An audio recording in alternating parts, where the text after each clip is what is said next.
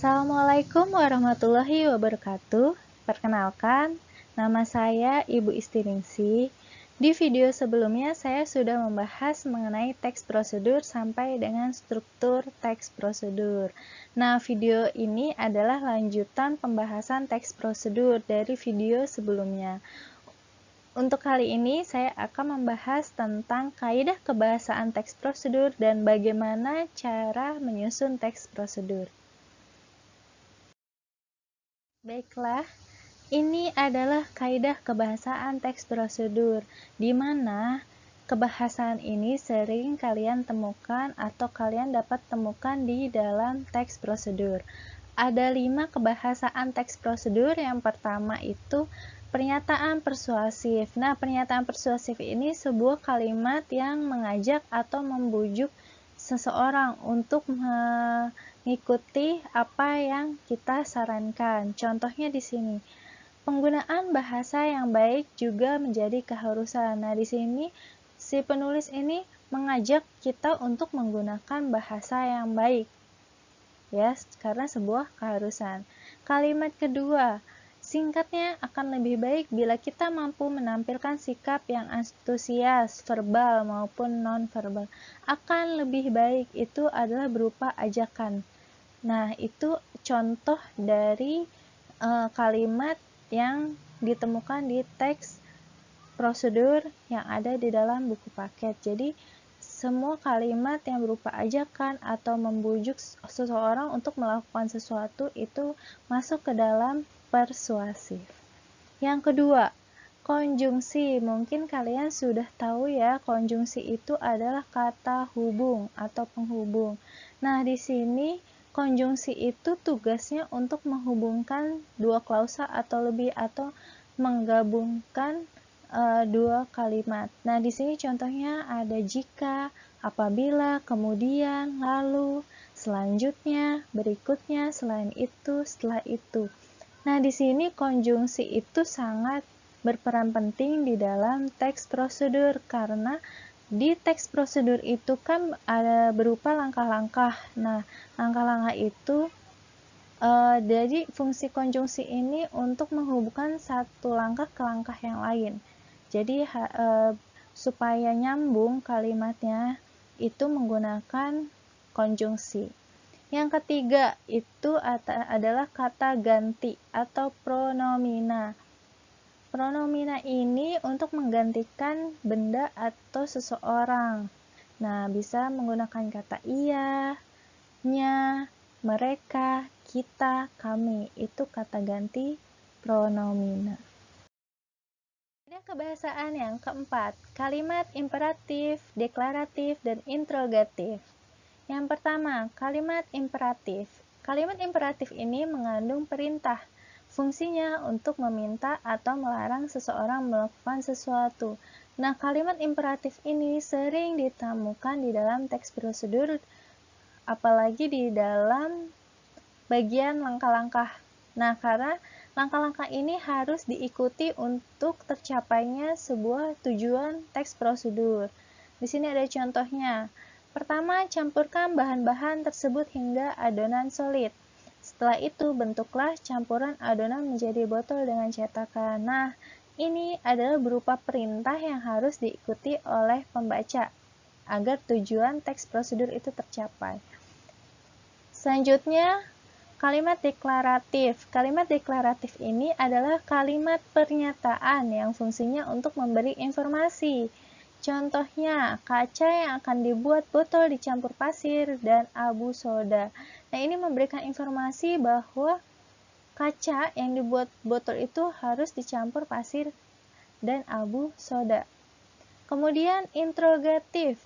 Kalimat interrogatif ini adalah kalimat pertanyaan, di mana fungsinya untuk meminta informasi tentang sesuatu. Contohnya untuk teks prosedur membuat masker kain, diselipkan pertanyaan, apakah kalian pernah membuat masker kain? Dari situ meminta informasi tentang bagaimana cara pembuatan masker kain.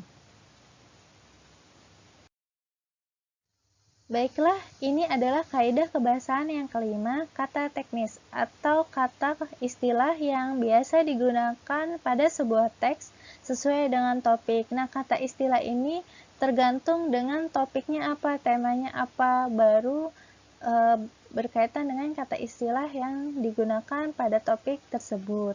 Contohnya di sini kita membahas misalkan komunikasi. Nah, komunikasi itu ada istilah yang namanya tanya jawab, kontak mata, verbal, non-verbal, negosiasi. Verbal itu kita komunikasi menggunakan bahasa ya, berupa perkataan. Kalau non-verbal itu adalah bahasa tubuh. Itu adalah dua-duanya sama, adalah komunikasi. Itu contoh istilahnya. Atau yang kedua, misalnya kita membahas tentang puisi. Pasti ada istilah-istilah yang berkaitan dengan puisi, contohnya tentang diksi. Diksi itu pemilihan kata. Atau tipografi. Tipografi itu adalah bentuk puisi tersebut.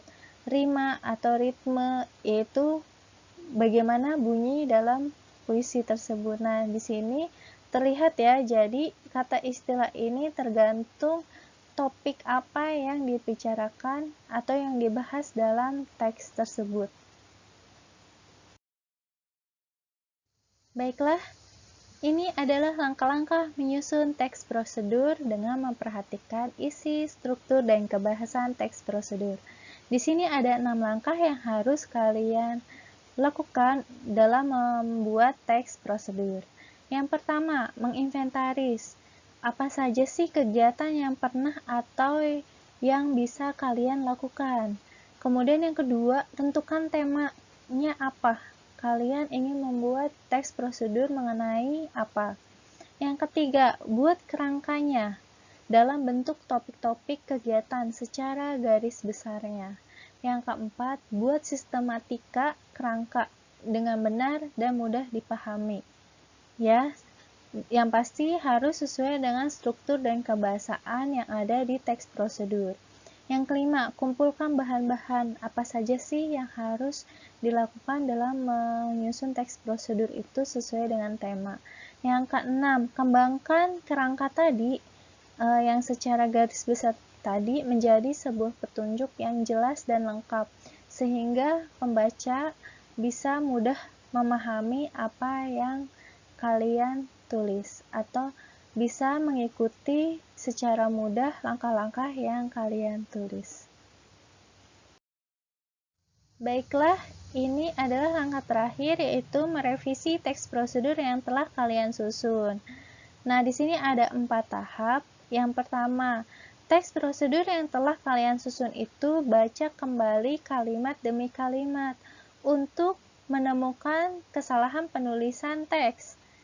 Ya, baik itu dalam penulisan kata baku, kemudian penulisan tanda baca, penulisan huruf kapital, ataupun konjungsi, penempatan konjungsi yang tepat.